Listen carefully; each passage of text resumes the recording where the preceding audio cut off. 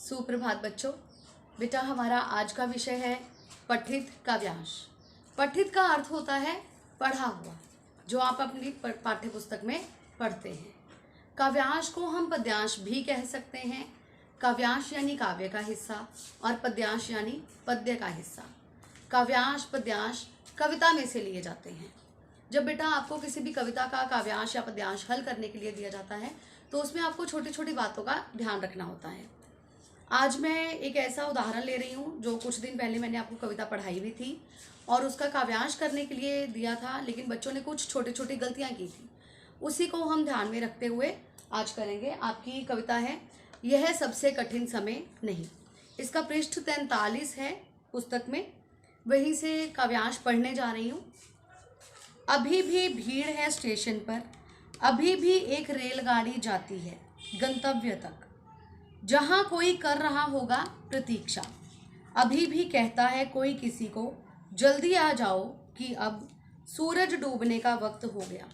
अभी कहा जाता है उस कथा का आखिरी हिस्सा, जो बूढ़ी नानी सदियों से सुना रही दुनिया के तमाम बच्चों को। बेटा इससे संबंधित मैंने कुछ प्रश्न भेजे थे, जैसे कि प्रस्तुत काव्यांश किस कविता से लिया गया है। कुछ बच्चों ने केवल लिखकर भेज दिया यह सबसे कठिन समय नहीं। बेटा आपने केवल कविता का नाम या कवि कवियत्री का नाम नहीं लिखना है, आपने उसे एक पूरी पंक्ति में लिखना है।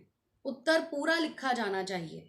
प्रस्तुत काव्यांश यह सबसे कठिन समय नहीं कविता से लिया गया है। नेक्स्ट क्वेश्चन, प्रस्तुत पंक्तियां किसकी रचना है। कवियत्री का नाम जया जादवानी ऐसे मत लिखिए, उसको पूरी पंक्ति में लिखिए। प्रस्तुत पंक्तियां जया जादवानी की रचना है। इसके अलावा बेटा कई बार समस्या आती है कि आप लोग काव्य पंक्तियों को ज्यों का त्यों लिख देते हैं।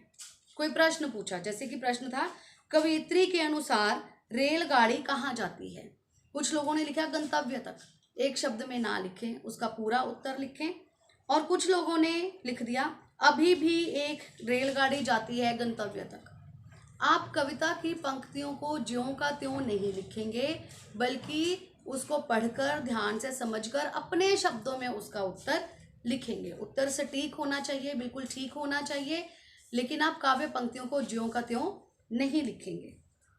इसी तरह से प्रश्न था कवियत्री के अनुसार अभी भी कोई किसी को क्या कहता है। इसका भी आपने ऐसे ही आंसर लिख दिया, अभी भी कहता है कोई किसी को, जल्दी आ जाओ कि अब सूरज डूबने का वक्त हो गया। आप इसको बिल्कुल सेम एज इट इज़ नहीं लिखेंगे, अपने शब्दों में लिखेंगे। कवियत्री के अनुसार अभी भी कोई किसी को कहता है कि सूरज डूबने का वक्त हो गया है और जल्दी घर लौट आओ, इस तरह से। इसके अलावा बेटा कविता में कुछ शब्दार्थ होते हैं, उनका भी ध्यान रखें। जैसे गंतव्य, मंजिल, आपको किसी शब्द का अर्थ लिखने के लिए भी पूछा जा सकता है।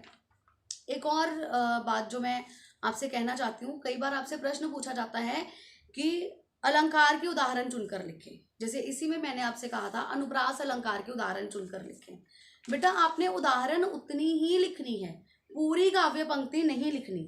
जैसे यहाँ पर हमारे पास आता है जो बूढ़ी नानी सुना रही सदियों से। कुछ बच्चों ने ये पूरी लाइन लिख दी है, आपने पूरी लाइन नहीं लिखनी है। जो उदाहरण है सिर्फ उसी को लिखेंगे। जैसे उदाहरण है सदियों से, आप लिखेंगे, उत्तर लिखेंगे सदियों से।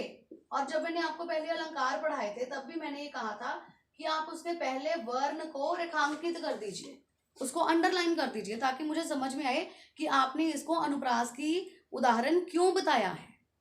ठीक है। जैसे एक और उदाहरण है अभी भी कहता है कोई किसी को। अभी भी, ये पूरी लाइन नहीं लिखनी है, अभी भी कहता है कोई किसी को। आप सिर्फ लिखेंगे कोई किसी को, कोई किसी को, और आप इसमें क को रेखांकित करेंगे ताकि मुझे पता चले कि ये अनुप्रास की उदाहरण आपने क्यों दी है। बेटा ये कुछ छोटी छोटी बातें हैं जिनका ध्यान रखकर आप बहुत अच्छे से काव्यांश को हल कर सकते हैं। कृपया ध्यान से इसको हल करें, ध्यान से काव्य पंक्तियां पढ़ें और प्रश्नों का उत्तर दें। धन्यवाद बेटा।